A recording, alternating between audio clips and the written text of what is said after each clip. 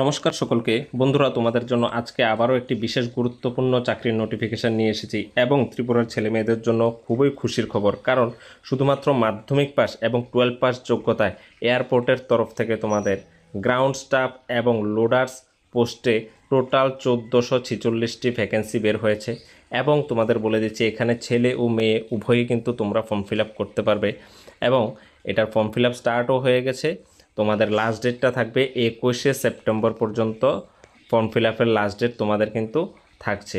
তো আজকের এই ভিডিওটা সবার জন্য কিন্তু খুবই গুরুত্বপূর্ণ হতে চলেছে। যারা যারা মাধ্যমিক পাস এবং 12 পাস যোগ্যতায় তোমরা চাকরি খুঁজছো তাদের জন্য খুবই একটা দারুণ সুযোগ। তো শেষ পর্যন্ত ভিডিওটা দেখবে, কোনো রকম স্কিপ না করে।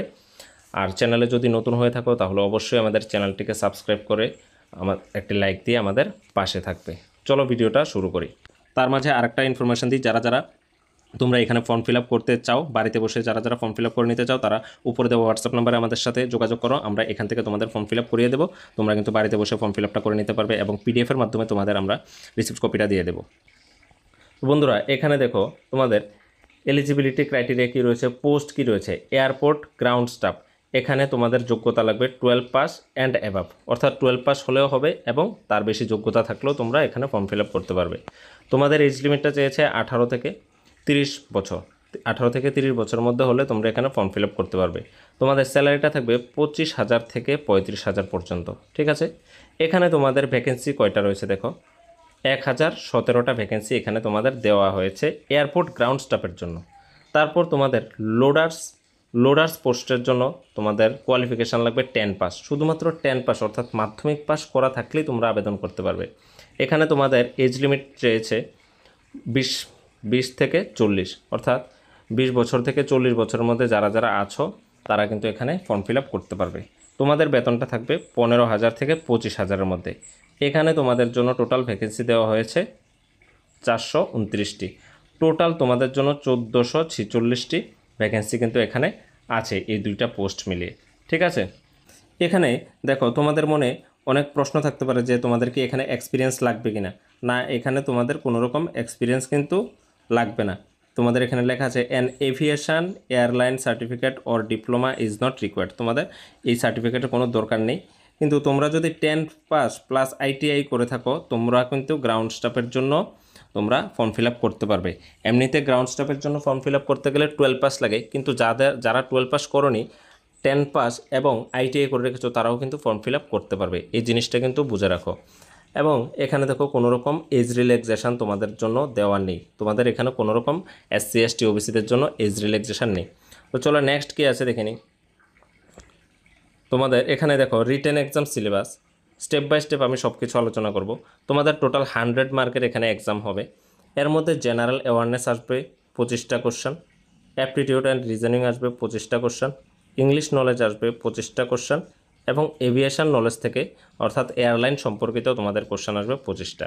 টোটাল তোমাদের 100 মার্কের এক্সাম হবে এবং তোমাদের টাইম দেওয়া হবে 90 মিনিট। ঠিক আছে, তোমাদের এখানে আরও একটা গুরুত্বপূর্ণ জিনিস নোট দিয়েছে দেখো, the difficulty level of questions will be up to 12th grade for airport ground staff and 10th grade for loaders. তোমাদের যে গ্রাউন্ড স্টাফ এবং লোডার্স দুইটা পোস্টের মধ্যে কিন্তু তোমাদের 12th স্ট্যান্ডার্ডের তোমরা কিন্তু সেম সিলেবাসই থাকবে। ঠিক আছে, the written examination syllabus will be the same, তোমাদের সেম সিলেবাসই কিন্তু থাকবে, কিন্তু the English language section will not be included in the examination for the loader profile. Loader পোস্টের জন্য যারা যারা আবেদন করবে তাদের জন্য কিন্তু ইংলিশ ল্যাঙ্গুয়েজ থাকবে না। ঠিক আছে, এখানে একটা সুবিধা তোমাদের।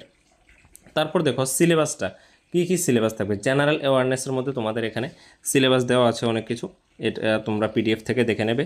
আর যদি তোমরা পিডিএফটা চাও তাহলে উপরে দেওয়া হোয়াটসঅ্যাপ নম্বরে আমাদের সাথে যোগাযোগ করো। ঠিক আছে, তারপর অ্যাপটিটিউড রিজনিং থাকবে, এখানে সিলেবাস দেওয়া আছে। জেনারেল ইংলিশের সিলেবাস দেওয়া আছে ডিটেলসে, এভিয়েশন নলেজের ডিটেলসে সিলেবাস দেওয়া আছে, তোমরা পিডিএফ থেকে দেখে নেবে। আবারও বলছি, যদি পিডিএফটা তোমাদের প্রয়োজন হয় তাহলে উপরে দেওয়া হোয়াটসঅ্যাপ নম্বরে যোগাযোগ করতে পারো, অথবা ডেসক্রিপশানে দেওয়া হোয়াটসঅ্যাপ গ্রুপের লিঙ্কে ক্লিক করে তোমরা গ্রুপে জয়েন হয়ে গেলে ওইখানে তোমরা পিডিএফটা পেয়ে যাবে। তারপর দেখো আরও তোমাদের গুরুত্বপূর্ণ জিনিস আছে যেগুলো তোমাদের জানা একান্ত প্রয়োজন। তোমরা এখানে অ্যাপ্লিকেশান ফি লাগবে 350 টাকা।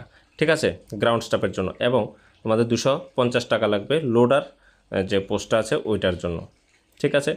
তারপর দেখো তোমরা যে এক্সাম সেন্টার কোথায় হবে, এক্সাম সেন্টার এখানে বিহার উত্তরপ্রদেশের জন্য দেওয়া আছে এক্সাম সেন্টারগুলো, তোমরা দেখে নেবে স্ক্রিনশট থেকে বা ভিডিও পজ করে। তারপর দেখো ঝাড়খণ্ড, উড়িষ্যা, ওয়েস্ট বেঙ্গলের জন্য রাঁচি, ভুবনেশ্বর, কলকাতা, শিলিগুড়ি এগুলো এক্সাম সেন্টার আছে। তারপর আমরা যারা যারা ত্রিপুরা থেকে তোমরা ফর্ম ফিল আপ করবে তাদের কথা বলছি। আগে দেখো আসাম, মণিপুর থেকে যারা যারা আছো তাদের জন্য এক্সাম সেন্টার থাকবে গুয়াহাটি, ইম্ফল, ডিব্রুগড়। আর যারা যারা ত্রিপুরা থেকে তোমরা ফর্ম ফিল আপ করবে তোমরা কিন্তু এক্সাম সেন্টার কিন্তু ত্রিপুরাতে থাকবে না, আমি আগেই বলে দিচ্ছি। তোমাদের কিন্তু এক্সাম সেন্টার চুজ করতে হবে গুয়াহাটি, ইম্ফল বা ডিব্রুগড়, এখান থেকে তোমরা কিন্তু চুজ করতে পারো তোমাদের এক্সাম সেন্টার, ঠিক আছে। তো এটা নিয়ে আর কোনো ডাউট থাকবে না আশা করি। তারপর দেখো সিলেকশন প্রসেসে কী রয়েছে তোমাদের। A candidates has to first appear for a written test, তোমরা প্রথমে একটা রিটেন টেস্ট দিতে হবে। তারপরে রিটেন টেস্টে তোমরা যদি কোয়ালিফাই করো তোমাদের, এটা বলা হচ্ছে শুধুমাত্র এয়ারপোর্ট গ্রাউন্ড স্টাফের জন্য, যারা যারা ফর্ম ফিল আপ করবে তাদের জন্য বলছি। যারা যারা গ্রাউন্ড স্টাফে ফর্ম ফিল আপ করবে তারা প্রথমে রিটেন এক্সাম দেবে, তারপর রিটেন এক্সামে তোমরা কোয়ালিফাই হওয়ার পর তোমাদের একটা ইন্টারভিউ নেওয়া হবে, ঠিক আছে। Interview will be mentioned in the call letter, তোমাদের অ্যাডমিট কার্ডের মধ্যেই ইন্টারভিউর ডেট মেনশন করা থাকবে। এবং the interview will be conducted in Hindi and English language only, শুধুমাত্র হিন্দি বা ইংলিশ ল্যাঙ্গুয়েজে কিন্তু তোমরা ইন্টারভিউটা দিতে পারবে, যার যেটা কমফোর্টেবল ওই ভাষাতে কিন্তু তোমরা দিতে পারবে। আর যারা যারা লোডার্স পোস্টে তোমরা ফর্ম ফিল আপ করবে তাদের জন্য কিন্তু কোনো ইন্টারভিউ থাকবে না, there will be no interview for loader, ঠিক আছে, শুধুমাত্র রিটেন এক্সামে থাকবে। ক্লিয়ার এই ব্যাপারটা। এখানে তোমাদের আরও একটি সুবিধার জিনিস যে there will be no negative marking, তোমাদের নেগেটিভ মার্কিং এখানে কিন্তু থাকবে না। তোমরা বিনা মানে নিশ্চিন্তভাবে তোমরা কিন্তু অ্যান্সার করে দিয়ে আসতে পারবো, কোনো রকম নেগেটিভ মার্কিং থাকবে না। The examination will be conducted in bilingual, English or Hindi, English and Hindi, তোমাদের কিন্তু দুইটা ভাষায় এক্সামটা থাকবে, ঠিক আছে, হিন্দিতে অথবা তোমরা ইংলিশে এক্সামটা দিতে পারবে। প্রত্যেকটা কোশ্চেনের মার্ক কিন্তু 1 করে থাকবে। যারা যারা তোমরা এখানে ফর্ম ফিল আপ করতে চাও, বাড়িতে বসে যারা যারা ফর্ম ফিল আপ করে নিতে চাও তারা উপরে দেওয়া হোয়াটসঅ্যাপ নাম্বারে আমাদের সাথে যোগাযোগ করো, আমরা এখান থেকে তোমাদের ফর্ম ফিল আপ করিয়ে দেবো। তোমরা কিন্তু বাড়িতে বসে ফর্ম ফিল আপটা করে নিতে পারবে এবং পিডিএফের মাধ্যমে তোমাদের আমরা রিসিপ্ট কপিটা দিয়ে দেবো। তো এই ছিল তোমাদের এয়ারপোর্ট থেকে জারি হওয়া একটা গুরুত্বপূর্ণ জব নোটিফিকেশান। আশা করি তোমাদের জন্য খুবই হেল্পফুল হয়েছে এই ভিডিওটা। আর যদি হেল্পফুল হয়ে থাকে তাহলে অবশ্যই আমাদের ত্রিপুরা জবস আপডেটস চ্যানেলটিকে সাবস্ক্রাইব করে একটি লাইক দিয়ে আমাদের পাশে থাকবে।